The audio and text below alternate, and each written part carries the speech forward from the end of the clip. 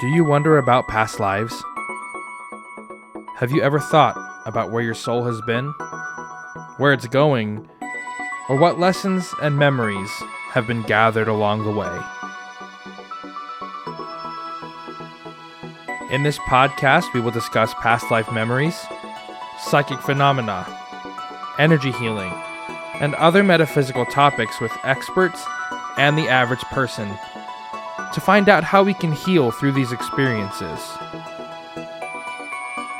So I invite you to join me on my journey.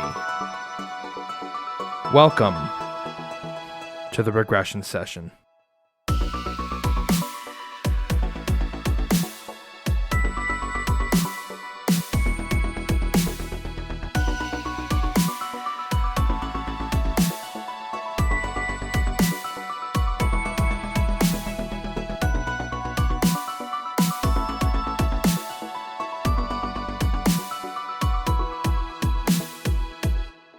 I don't know, man. I don't trust the cloud.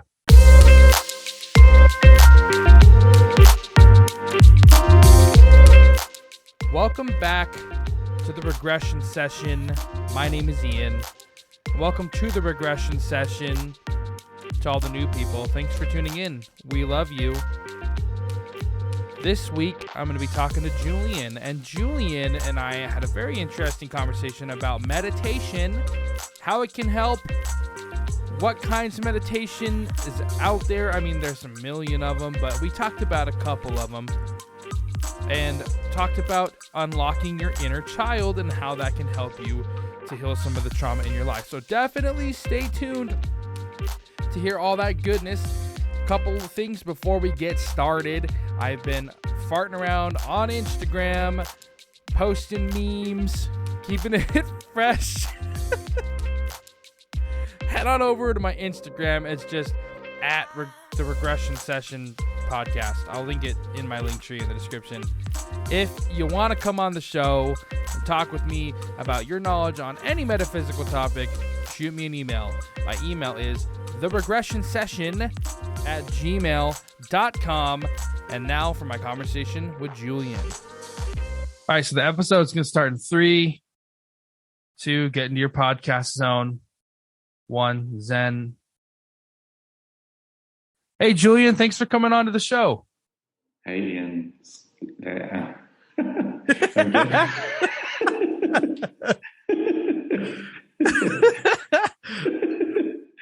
glad to be here. I thought I said to get into the zone. Well, I'm glad to have you.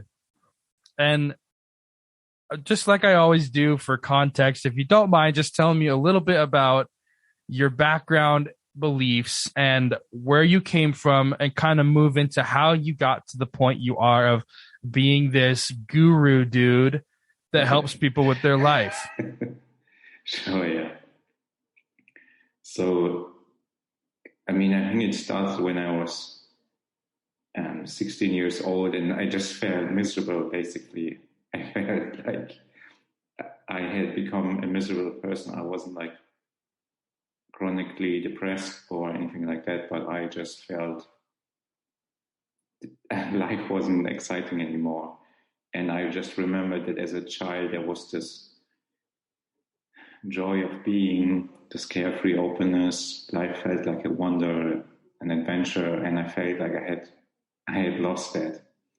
And I didn't really know why or what has happened, and I started asking myself these questions, and luckily I found some books that really helped me that were about meditation and mindfulness, and I realized that I had become lost in all the stories basically of my mind, and I wasn't really present to life as it is, and it was just like I was just living in my head, and through certain practices that I did, mindfulness practices and so forth, I got in touch again with this joy of being, this awe and wonder for life, and I just went more and more into it, and I couldn't get enough of it. And I actually went to a deep meditation retreat center for 4 years, and I lived there, and that completely changed everything in a way it's hard to put into words, but I just became a new person. Like, so many of my fears resolved, so much anxiety, so much misery. I spent there, and I was in India and Sweden, England, in different countries, and just did trainings every day for months and years. And I realized that everything I had learned about my emotions was in my mind wasn't the way I thought it was. And it's like I came to experience my emotions in a totally new way, my life, myself. And it just sounds probably weird to some people, but I came to actually find enjoyment in things that would have previously disturbed me, in even in the midst of like physical pain or heartbreak or sadness, anger, and all these emotions that were previously a source of suffering. I could find peace in the midst of it, and well-being, and and now I support others in the same thing, to rediscover themselves and their emotions in this new way and find peace of mind and all the good things. Yeah. Right. And so you told me when the first time we talked about this time where you're like a super hardcore dude and you went into surgery with no pain meds, right? Yeah. I mean, I had anesthesia before the surgery, because it was a really big surgery. But after the surgery was over, I tested out not taking pain medication and just being with the pain, like basically my right leg got cut open. There was like some metal that was inserted because my leg wasn't really straight. And I just tested out how it is to just feel the pain and not resist it and not describe it, not create a story around it. And what I found was that in the midst of this really intense pain, when I wasn't resisting it, it was actually perceived as like a blissful energy moving through me. I know it sounds totally insane, but Have you ever seen Futurama, the show Futurama? Yeah. Mm-hmm.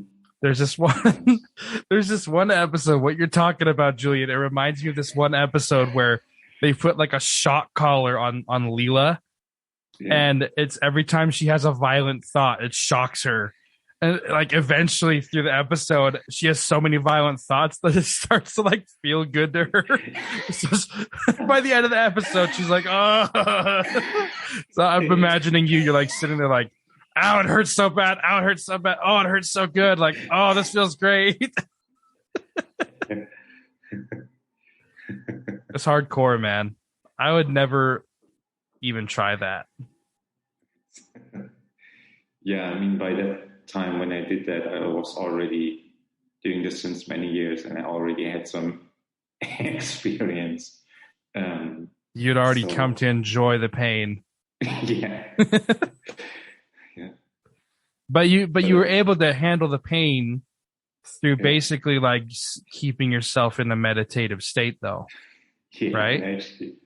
I actually remember when I was going to the surgery, and I was lying on this thing, on this table that they bring you into the room, and I was just like meditating, and like some person was like, "Why are you smiling?" Like they couldn't really understand didn't understand it. Bro, like, get a load of this guy.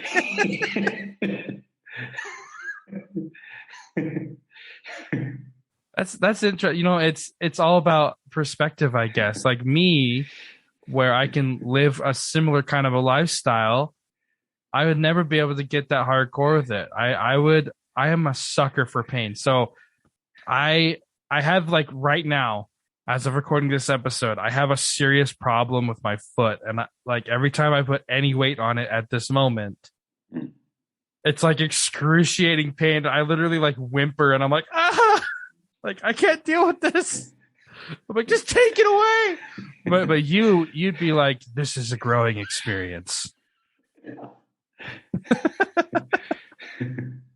Yeah, it was weird. It was when the pain vanished later, I was almost wanting it to come back, because it was like, it was like, it felt almost like it was forcing me to just relax and give up trying to control everything. And it brought me into this really deep state of surrender. And it was totally beautiful. You got addicted to the pain. It's like most people would get addicted to the painkillers. You know what I mean? Yeah. It's all a drug. Everything's a drug. Yeah. Exactly. So basically, your practice and being able to get to that point of like extreme hardcore Julianism is like living in the moment, right? So the whole point is like coming to the point where you can just like I call it like this, like you can just exist, right? Because the only thing that really even exists at all is right now, because the past already happened, right? And we can't change the past. And I can't prove to you that I would take a glass of water and dump it out all over my computer in 3 minutes. I can't prove to you that's going to happen. So technically it doesn't exist. I may or may not grab a bottle of water and dump it on my computer. You don't know. Shit, I don't know. But the only thing that exists right now, and a lot of the time people are stuck living either in the past or stuck worrying about the future or living in the future. So what are your thoughts on all that stuff that I just said? Yeah, like I practiced a lot of Eckhart Tolle, like he has this The Power of Now. That's a very well-known book, and I mean that was a really big breakthrough for me when I read that and I studied that religiously. But then I found this other practice where I also went to the retreat center, and this was, it was a little bit more radical, and it's about like letting go of any effort, any control, any need to change anything. And so basically there are like two kinds of meditation practices. I mean, there are many different kinds, but one can summarize them in like two categories. And one is the kind of focus meditation, like, focusing on your breath, mindfulness, or focusing on something in the present moment, kind of become more present to calm the mind down. And then there's another kind of meditation, and that's where you actually relax your focus. You relax all sense of controlling everything, and there's a presence that's not created, but that's effortless, that's already there. And so it's like you lose all concept of what anything is. Like, I'm this person, I'm experiencing pain, and all that kind of story kind of just falls away, and there's just being, or there's just whatever there is. Right. So you've been talking about basically giving up control, right? Surrendering the idea of control. I would like to hear you talk a little bit more about that. Yeah. Like just that concept and what that means to you, because I have a couple questions about it, and they might be a couple hard questions, but I just want to hear what you have to say about like the concept that you said of giving up control. Yeah. So basically, the mind is all the time trying to control experiences, and it's like even like trying to understand. It's we want to control reality. We want to understand it. Right. Well, because that happens when we're a physical being here on Earth, right? Like we, as humans, inherently feel the need to control. Would you say that's right? Yeah, it's like the entire. That's what the entire mind is doing basically all of the time, but it's so it can be quite subtle. So what I usually start with is just to, the mind is always describing what is happening. The mind is always creating stories, and whether we know it or not, and to kind of just let go of the need to describe, to create a story, even if it's just for a millisecond, and be without a story, like and one can practice that in everyday life just for a tiny, even if it's just a microsecond. And in that, there's a relief of the story, of the constant need to understand, because it takes so much effort. It takes so much effort to try to conceptualize everything, to try to understand. And when that relaxes, there's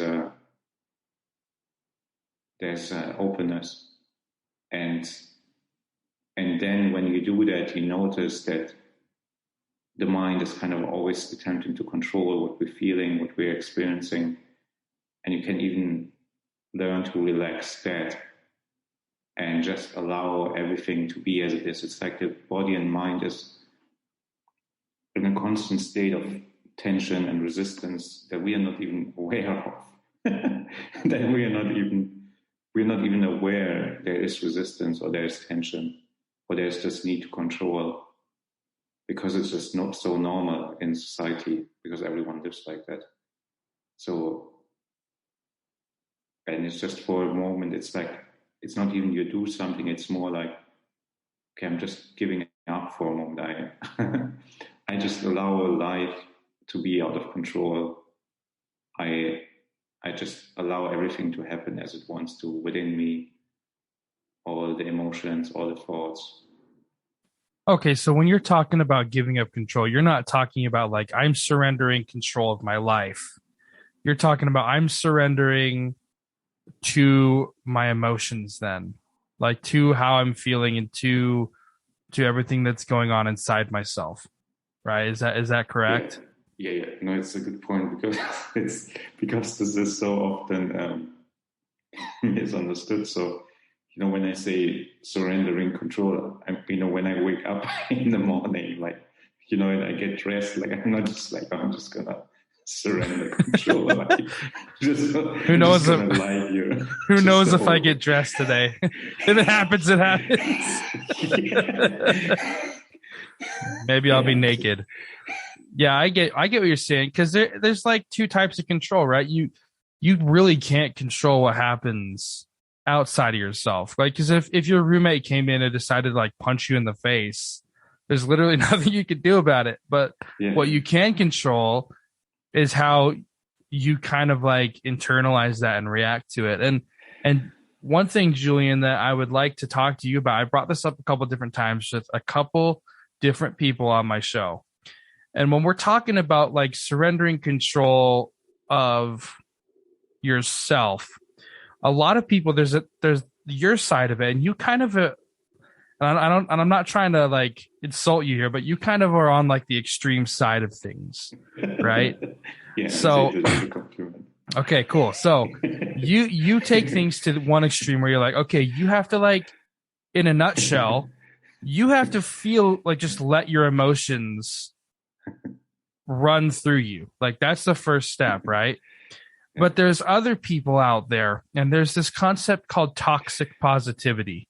You may or may not have heard of it, but God, it's such a it's like a plague, man. Because for those of you that haven't heard of what it is, toxic positivity is where it's like someone came up with the concept that you're responsible for everything that ever happened to you in your life, basically, and you're responsible for how you feel, and you have to, like, if you let any negativity come through, then you're basically failing at life, so that's where, like, you have to be positive. If you're not positive, then you're losing the game. So well, I would like to hear your take on that, because you're almost on the opposite end of that, which is good. I hate toxic positivity, man. It's really toxic. It's really bad for you. Yeah, that's a great topic. Actually, many of my clients, like, they experienced that, and they did that for many, and I did that also. So they try to control everything in their life and feel responsible for every little thing, and it totally stressed them out like crazy. Yeah, it's not good for you. It is the toxic positivity. It is horrible for you. Yeah. And it's, I mean, it can feel like,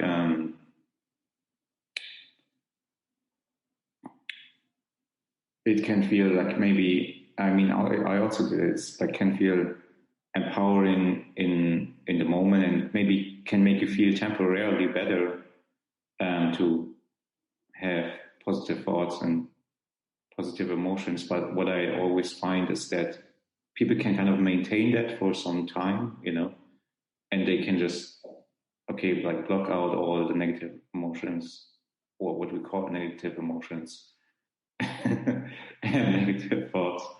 And then at some point they just come back, or something happens in their life, and it just becomes totally impossible. And then they feel like such a failure, Yeah, it's like a cheap Band-Aid. Yeah. It's just like a little cheap Band-Aid that you can put on and to cover up like this massive laceration that you have, right? Yeah. So I want to talk about, I'm glad that you're on the same page with me, because I cannot stand that concept of toxic positivity, right? Because it basically makes you stifle all of your emotions and be like, oh, I'm happy no matter what. I'm going to be happy, and it's not good for you. So one thing that I've come across a lot is the people are always saying, like, okay, Julien, you need to meditate, man. Like that's going to fix a lot of your problems. So just go meditate. And then people go, okay, I'm going to meditate now. And then they sit down with like their Mongolian throat singing, alming music going in the background. They have like candles around them. I'm like, okay, I'm going to meditate. And then they're like, okay, now what? So how do people meditate? Like, what is meditation? How do you do it? What's the right way? Is there a right way? Tell me a little bit about your concept, because you did it for like 4 years straight, and then you started to enjoy pain from it. So I would love to hear your take on, like, what is it? How do you do it? What's the right way? Yeah, sure. I'm happy to share my experience. So I didn't actually do so much of that meditation that most people do, where they're focusing on their breath or something like that. But, I believe there are different practices for different people. And, in Tibetan Buddhism, for example, there are 80,000 different practices, depending on where someone is at basically, and what their personality is. Like they get a customized practice, because I don't think there can be like the same thing that is the best thing for everyone. So I can just share what works for me, and some people do the sessions with me and they think like, well, this is like the best thing that ever happened to me. This is like the greatest thing. And some other people don't really, it gets over their head, or it doesn't really do much for them. And I think, I don't think I'm like the perfect coach or guru. I don't really call myself guru, but I'm not the perfect person to help everyone. But I can just share like how I started and what I did. So I did the Power of Now, Eckhart Tolle, and I really resonated with that because it was quite simple. And that is, basically you just, focus on your breath, or whenever you're doing something that's like basic mindfulness, let's say I'm washing the dishes and I'm just washing the dishes without like trying to drift with my thoughts somewhere else. I just focus on exactly what I'm doing. And I'm really conscious of the sensations in my hands and these kinds of things. And that can help a lot to calm the mind down, because usually we're so in our head and always thinking about things. And when we shift the focus on something in the present moment, like our breathing or how we're walking or something else, it really can help bring calmness. And so I did this for 2 years. And then I did this meditation. It's called Dzogchen meditation. And that's basically just for a short moment, you just stop describing. And that can be really, really hard to do in the beginning. I couldn't even do that in the beginning. So the mind is always describing what's happening, whether we know it or not. And just for a tiny moment, you just like allow yourself to not describe, not understand, not need to know anything. It's just like you're like a baby. I was just sharing this with someone actually yesterday, and she was in a really difficult situation. She was like, I don't want to live anymore. Everything seems pointless. And I was just sharing how the mind is creating all these concepts about everything. Like, here is a microphone, here's Julien, here's a t-shirt, here's a picture on the wall. And we believe that because we can name everything, what everything is, because we give it names, we know what it is. So we say, I know what a microphone is. I know what Julien is. I know what this picture is. But all the mind is doing is just applying names to reality, and we don't know anything. It's like and then we start to live in a world of concepts where we think we know everything and we have experienced everything, and life seems boring or meaningless, or like we already experienced all there is. But all we're doing is we're just living in our mind, in our head, and we're not really present anymore. And that's why a baby, for example, or a child, why they're so carefree and so full of joy, and everything is an adventure, because for them, everything is fresh. Each moment is new. Each moment is unique. And when I started practicing that, and like, let's say I just looked at my hand, for example, and I was just looking at my hand without describing it, and looking at it as though I'm seeing it for the first time. Like, it's the first time I ever see this hand. And then it became like, oh my God, like, this is a miracle. Like, my hand, I can move my hand, and for some reason it's reacting, and there are millions of neurons that need to fire in my brain for me to make this hand movement. But we just take it for granted.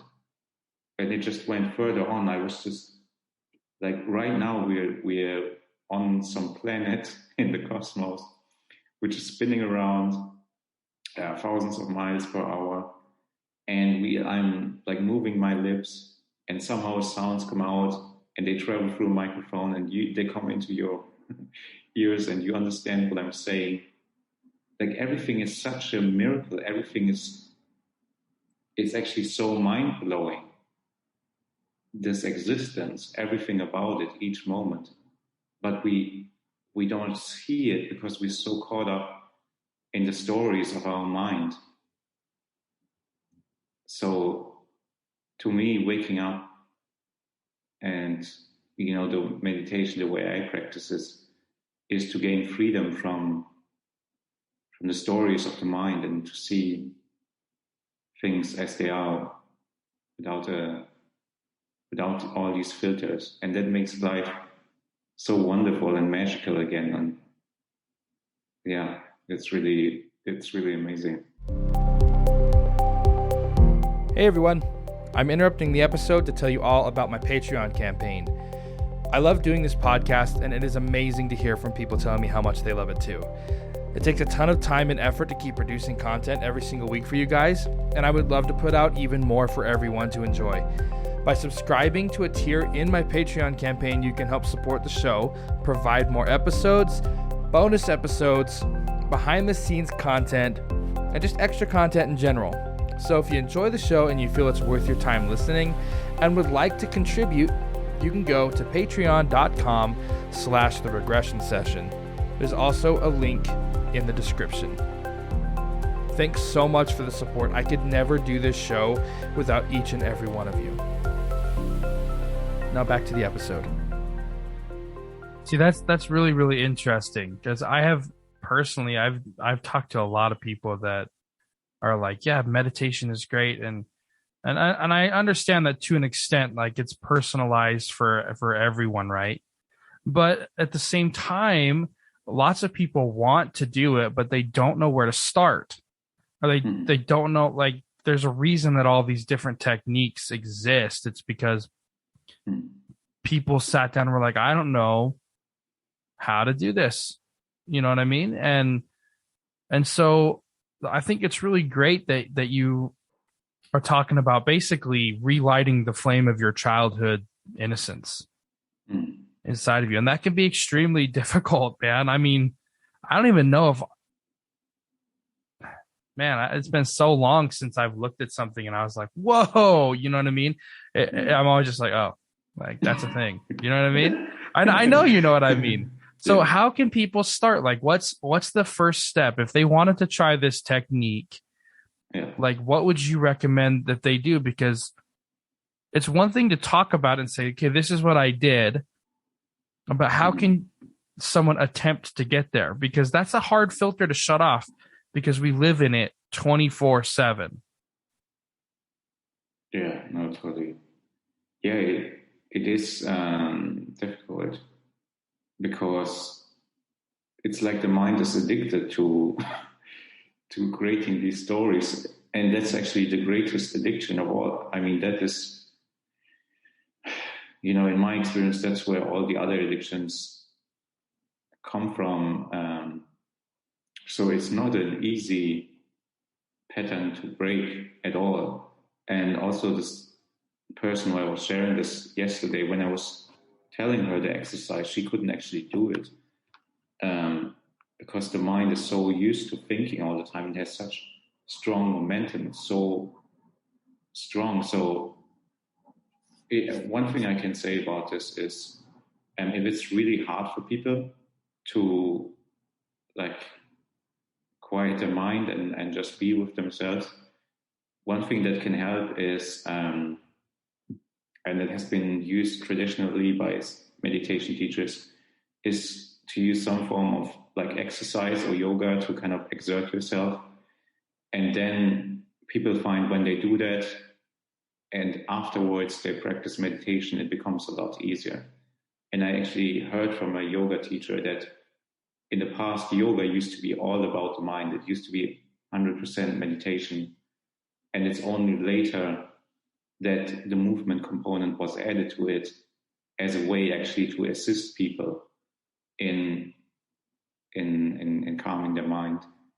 So this can be a useful way if it's totally hard to just exert yourself physically, and then afterwards you're just so exhausted, the mind calms down, and then it's easier to do these practices. So for beginners, that's a good place to start. And then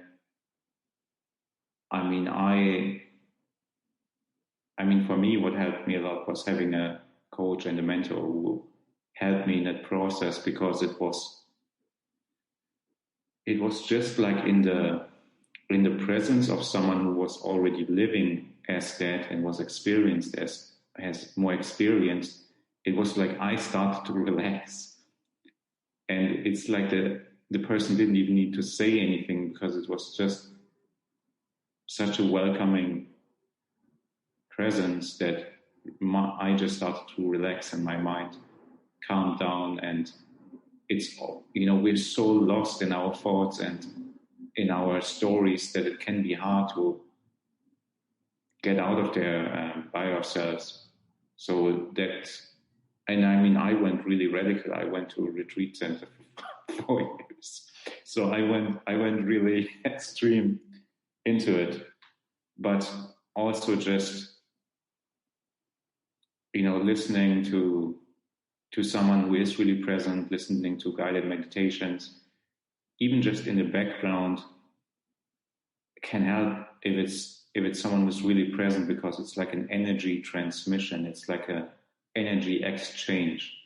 And just by exposing yourself, so to say, exposing your mind to that kind of energy, it will become part of you with time. It will sip in without even trying. Well, I want to circle back just a little bit to touch on a couple things and just kind of interject my opinion as well. So you're talking about yoga being like a mindfulness practice. There's actually still a practice of yoga to this day that does this. It's called Ashtanga yoga. And the concept, and I totally agree with this, and you kind of agree with this too, I think. And what the concept is like, we exist in this world physically, right? But we also exist wholly in this world with our mind, our body, and our soul and our emotions too. Like, we're not just experiencing it physically. You're experiencing it on a lot of different levels, right? And that's one thing that people don't really understand that much is like all these different components make up yourself. And so many people are just so focused on like day-to-day life of where I got to wake up, I got to go to work, I got to come home, I got to make dinner for the kids, I got to do the dishes, blah, blah, blah, blah, blah. And what the concept of this Ashtanga yoga thing does is it has a lot of different aspects. They refer to it as like the wheel or something. I'll link it in the description if anybody wants to check it out. But basically, they have a section for your mind. They have a section for your emotions. They have a section for even like your physical senses. And then they have the section for like the body movements and stretches. They have a section for every part of your body that you can think of. They have a section for it. And there's like no right or wrong way to practice it, really, is what it comes down to, I actually have an episode where I talk about this. It's episode 38 if anybody wants to learn a little bit more about Ashtanga yoga. But it's a very interesting thing that you bring up, that like physical movements can help calm your mind. And it actually makes a lot of sense if you think about it, because if you exhaust one part of yourself, the next part of yourself will kind of step in and be more readily available. Sorry to go off on that tangent. I just thought it was really interesting that you said that. Yeah, I experienced that myself. I didn't do so much yoga or stuff myself, but I just noticed that, everyone is on a different journey, and everyone has different preferences, and some people are more inclined to movement-based practices, and some people like to inquire into themselves and see what's going on in their mind. And I think, there's no perfect teacher or perfect teaching for everyone. And usually the people who I work with, they've already done a lot of healing work, meditation, often since many years, and they want to go deeper and heal some deeply held emotional wounds, and they kind of want to be supported in that to make faster progress than they can do maybe on their own. I mean, yeah, having someone who can guide you through definitely helps a lot for a lot of different people, I think. I know from my personal experience, when I found my mentor, I didn't even know what I was really necessarily doing, and my mentor kind of helped me step into myself as a practitioner of spiritual hypnosis and other healing techniques. One thing that I really like is the concept of basically trying to find your childhood innocence. Basically, I think it's hard to put into words, right? Like your childhood innocence, or that trying to rekindle that flame that basically flickers out at some point, because we're trained by society.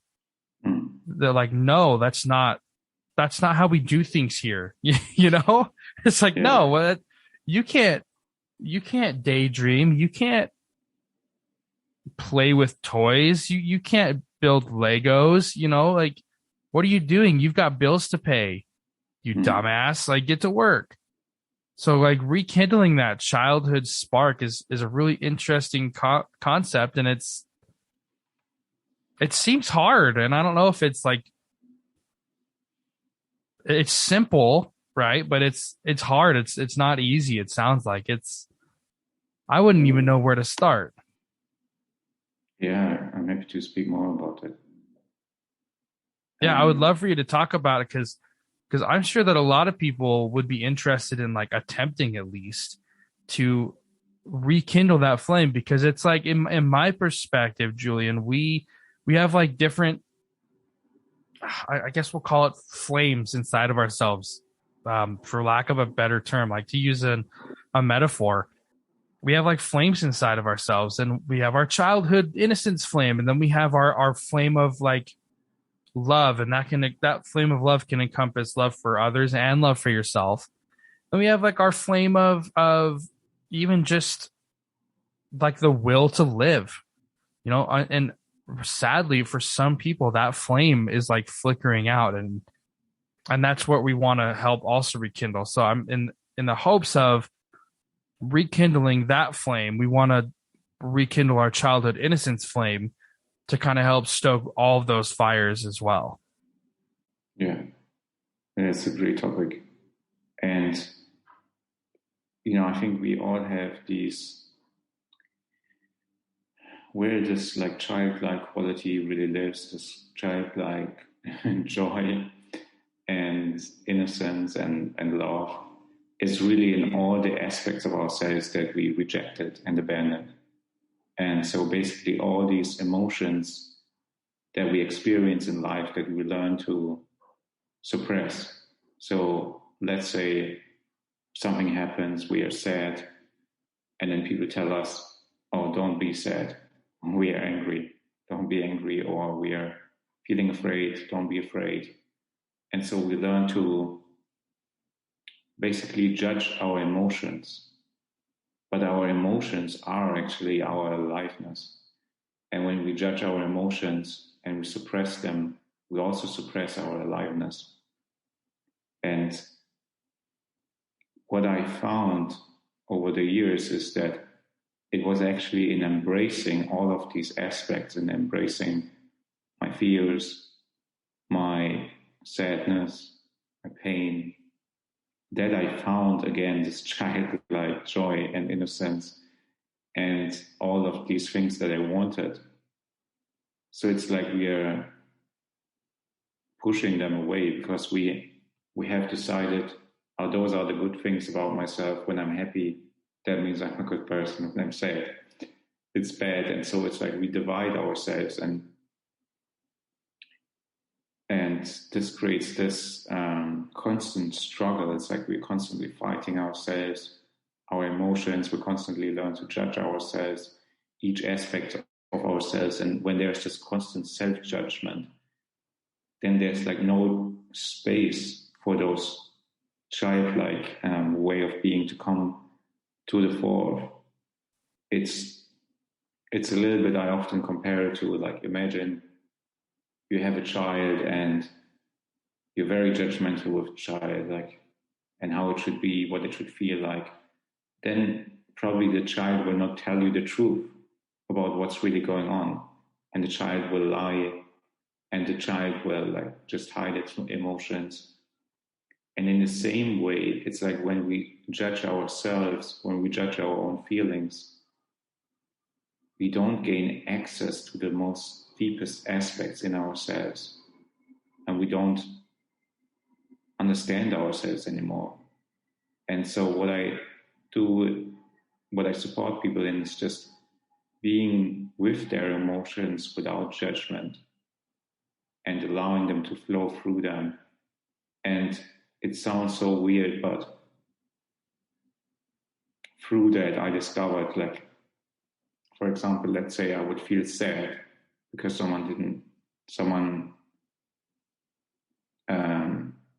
because something happened in a certain relationship I have with someone, and I feel sad that things are not how I want them to be. And in allowing myself to feel that sadness, there's actually so much love, so much compassion for myself, for the other person, for how I want things to be. And it's actually a beautiful experience now that I don't create a story or try to push the sadness away anymore. It's like an explosion of love and compassion. And when I suppress that sadness, then I also suppress my love and compassion for myself and others. Does that make sense? Or? No, it totally does. My main question for anybody listening to this that may struggle, I cannot tell you how many times people have told me that they struggle with stuffing their emotions down, right? Like, what my question would be is what's the harm in letting yourself feel it for a minute? Like, it's uncomfortable, right? Like, I've used this before, and I said it to you, and I'm going to use it again. It's like, imagine, again, this is a super base example. It's going to make me sound like a redneck hillbilly, but it's like, imagine you have to go take a poop. Okay. And the first thing you do is you go, oh, well, I'm just going to ignore that. Right. I don't want to go poop. Right. Eventually you're going to have to change your pants. It's going to be a lot more messy. It's going to be a lot harder to clean up. So wouldn't the better option be just to go find a toilet and go, you know? Another thing that someone else that I use this example with brought up is you can also get constipated if you do that, and it can cause all kinds of medical problems, and your emotions are no different. Like, stress can kill you. Stress can kill you. Stress can make your life horrible. So really, if you just allow yourself to feel the emotions, and it can be as simple as just like sitting in it for a minute. That's a lot healthier, I think. And obviously I'm not saying like stay angry all day long and just feel angry and keep feeding that anger. It's like, oh, I'm feeling angry right now. You know, I'm just going to take a second and feel angry. Like, it's so, I laugh because it's like, we're trained so hard by society to like, no, you need to push that out of your head. You've got to be happy. You got to be functional. And it doesn't have to be all day. You can just be like, okay, I'm going to take 5 minutes. I'm just going to fume for a minute. I'm going to feel that anger. Once I felt the anger, now I can move on. You know, it's like, now I can move on to something different. And there's no right or wrong way to do it, as long as you're just allowing yourself to experience these things. Because like really, there's what makes an emotion negative? Perception. It's the stories like you're talking about, right? If we stop telling ourselves these stories, we can finally just live in the moment. And Julien, you're available to help people out with that. So tell me a little bit about your, I guess I'll call it a class for a better term, or your support, your website. What do you got going on where people can reach out to you to get some assistance with this kind of stuff? Yeah, sure. So I support people in that journey of being with their emotion, releasing their emotions, healing, because some of these emotions are really deeply ingrained in the body, and it can be hard to release them by yourself if you don't know how to do it. And that can create all kinds of problems, all kinds of addictions and behaviors, unwanted behaviors and coping mechanisms that maybe don't serve you anymore. So I help people release those emotions and that pain, and thereby experience greater peace of mind. And basically, what I do is I only work with a few clients because I want to go really deep with them. So I only ever work with around 10 clients at the same time, and they can reach me anytime, and we meet once per week to have a deep dive coaching session. And I support them over a year to get really profound shifts, because I feel like I want to change people's lives, and the best way I found I can do that is when we meet continuously on a regular basis. If that sounds interesting to you, you can check out my website at www.coach-julien. So it's JULIEN.com. And there's a mini movie where I share a little bit more about my journey that you can watch. And then there's a invitation for a free well-being analysis where I basically get on call with you, listen to your story, your healing and awakening journey, and tell you what I think the next steps are for you. And it's completely for free. Anyone can do it who wants to, who feels this speaks to them. Yeah, definitely. If you feel drawn to working with Julien, if you want to get in touch with that childlike innocence, if you have some deep-seated anger or rage or whatever, and you just feel like you need assistance over the next year to get rid of those, head on over to Julien's website. There's a link to that in the description. He's a really great guy, super, super nice. He's a really sweet dude, and he's hardcore. So check him out. and Julien, I'm going to put you on the spot again and ask you, do you have a message that you would like to leave for my audience?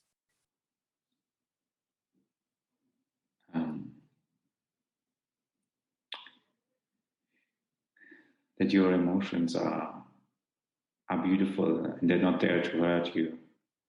They're there to help you.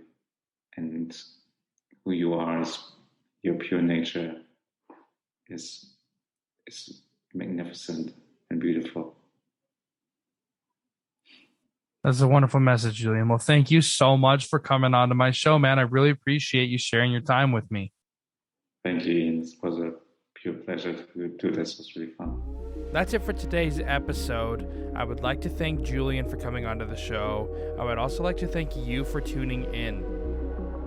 Head on over to Julien's website if you feel drawn to working with him. Definitely head on over to my Facebook group or my Instagram or whatever to get some more Ian in your life. I know you want it. Don't forget to subscribe in your podcast player so you don't miss the weekly uploads. They're on Sundays, 8 o'clock Mountain Time. I don't want any of you to miss an episode. Also, if you don't mind, give me a 5-star rating. Give me a great review. I'd really appreciate it. And if you want to come onto my show, shoot me an email. My email is theregressionsession@gmail.com.